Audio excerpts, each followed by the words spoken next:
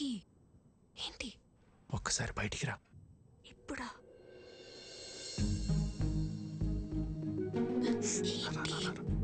ఎక్కడికి?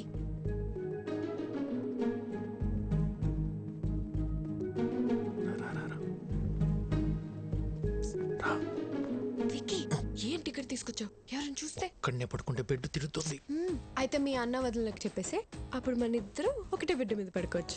చెప్తా morning plan మన సూపర్ సక్సెస్ అయిపోయింది కదా, ఇప్పుడు ఇంకో ప్లాన్ చెప్తా. ఒక ముద్ద తాత.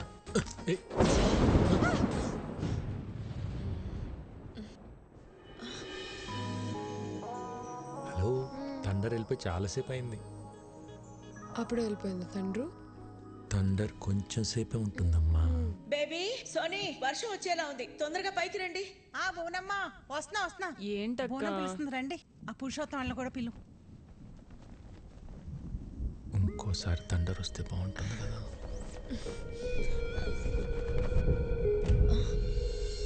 విక్కీ,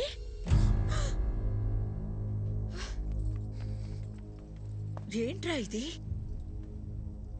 వదినా, నువ్వు నన్ను తప్పుగా అర్థం చేసుకోకు. భైరవే నన్ను ప్రేమించింది, పెళ్లి కూడా చేసుకోమంటుంది. నీకు ఇష్టం లేకుండా చేసుకోని చెప్పాను వదినా.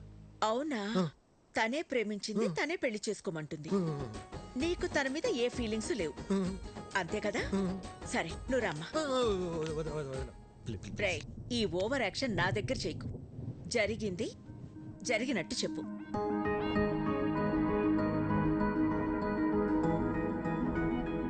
మా అమ్మాయిని నీలాంటి ఒక అనాథకివ్వడం మాకిష్టం లేదు. మీ భజన్లో ఆంతర్యం ఇదా? రేయ్, ఆ అమ్మాయి ఏం చెప్తున్నా సరే మీరు చెడతలు కొడుతున్నప్పుడే నాకు అర్థం అయిపోయిందిరా. ఆ అమ్మాయి బొండాలు పగిలిపోతాయి. చూసారా వీళ్ళు? మీకు ఇప్పుడు అర్థమైందా? మాకు ఎప్పుడో అర్థమైంది. చూడు, ఈ పెళ్లికి మీ అన్నయ్య ఒప్పుకోవడం చాలా కష్టం. విక్కీ, మరీ హోప్స్ పెట్టుకోవద్దు. ట్రై చేస్తాను, అంతే.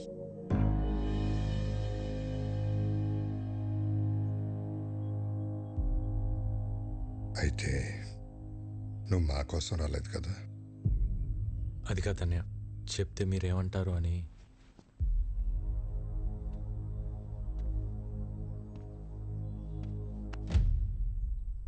ఎందుకు రా కంగారు పడుతున్నావు?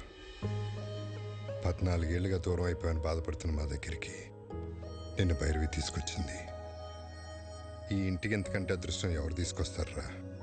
అమ్మా భైరవి, మీ వాళ్ళకి ఫోన్ చేసి రమ్మను, మాట్లాడుకుందాం.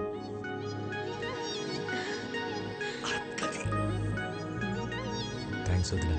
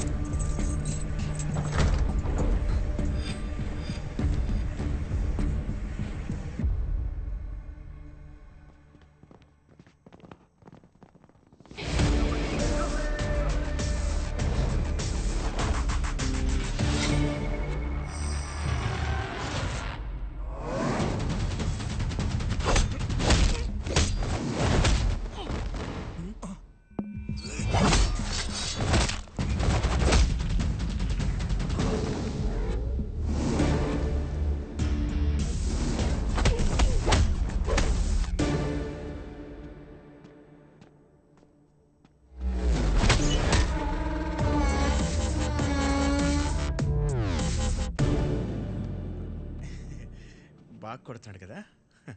ఏంట్రా ఇంకా పడుకోలేదా? యాక్షన్ సినిమా చూస్తున్నా అన్నయ్య. హీరో చెత్త కొడుతున్నాడండి. తెలియకుండా కొడుతున్నాడు సార్.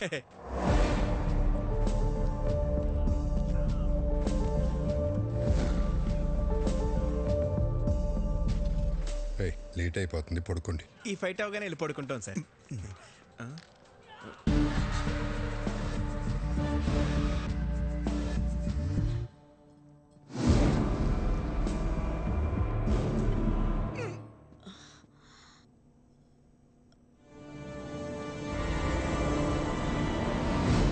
విక్కీ, నువ్వేంటి ఇక్కడ? వాటర్ కోసం వచ్చే వదినా.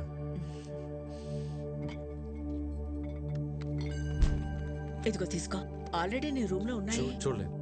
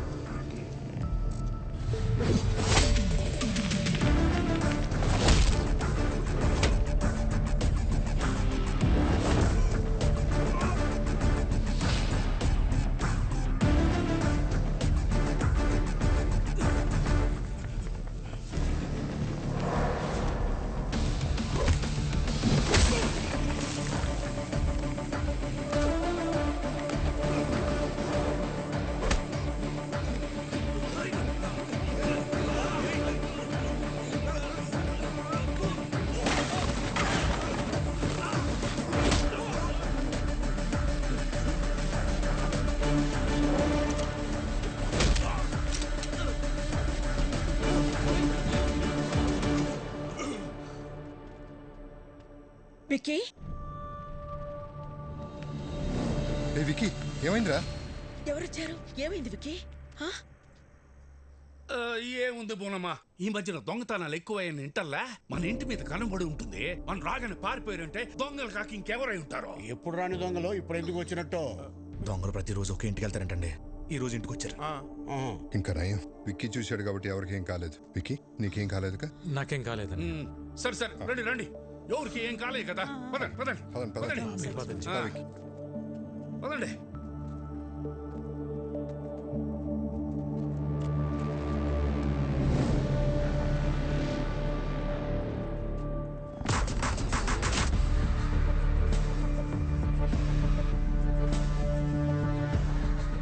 బాస్, టైంకి మీరు ఎలా టేరు కాబట్టి సరిపోయింది. ఇంట్లో ఎవరికి ఏం ప్రమాదం జరగలేదు. అవును బాస్. ఇప్పటికన్నా అర్థమైందారా? ఇన్నేళ్ళు నాకు ఇంటికి రావాలని ఉన్నా ఎందుకు రాలేదు? నా వల్ల ఇలాంటి ప్రమాదాలు జరగకూడదనే. ఎవరేంటారు బాస్? ముఖర్జీ మనుషులు అయితే కాదు బాస్. ఇమీడియట్గా ఎంక్వైరీ మొదలు పెట్టండి. ఎవరు ఎక్కడి నుంచి వచ్చారు, నేను ఇక్కడ ఉన్నట్టు ఎలా తెలిసింది, ప్రతి ఒక్క డీటెయిల్ నాకు కావాలి. Okay boss. Okay boss. పెదోడా, ఇదంతా ఆడి పనే. ఇక్కడికి వచ్చే వరకు హ్యాపీగా ఉన్న విక్కీ ఇక్కడికి వచ్చాక డిస్టర్బ్ అవటం నేను తట్టుకోలేను బాబాయ్. ఈ టైంలో ఇక్కడ ఉండటం కరెక్ట్ కాదు. కొన్ని రోజులు మన ఊరు వెళ్ళొద్దాం. మరి ఉన్నట్టుండి ఊరెందుకని సిన్నోడు అడిగితే ఏం చెప్తాం?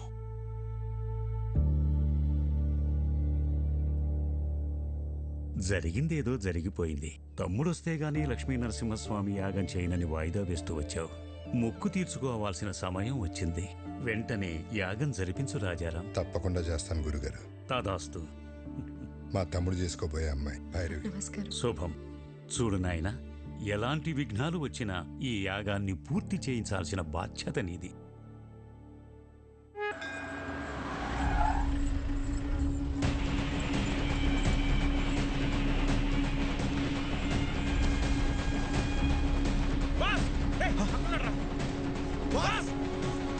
ఓకే మాస్, మళ్ళీ కలుస్తా. సరే బాస్.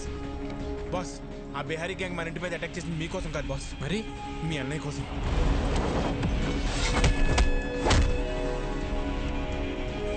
అన్నయ్య కోసమా? కంప్లైంట్ ఏముంది సార్, ఎన్నైనా తీసుకోగలను, కానీ యాక్షన్ మాత్రం తీసుకోలేను. మీరు జీకేతో పెట్టుకుంటే పోలీసులు పొలిటీషియన్స్ కాదు, మీకు సపోర్ట్ చేయడానికి ఎంటైర్ సిస్టంలో ఎవడూ లేడు. ఎవడ్రా జీకే?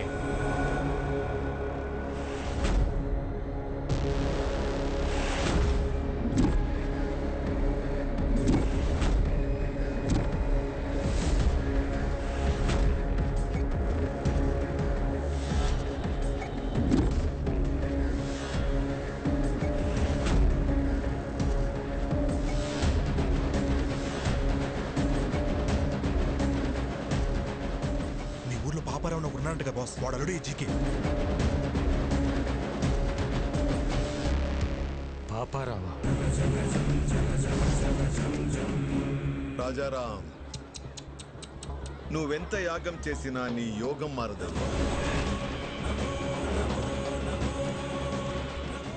ఎందుకంటే నీ తలరాత ఈ నరసింహుడి చేతిలో లేదు, నా అల్లుడు జీకే చేతిలో ఉంది.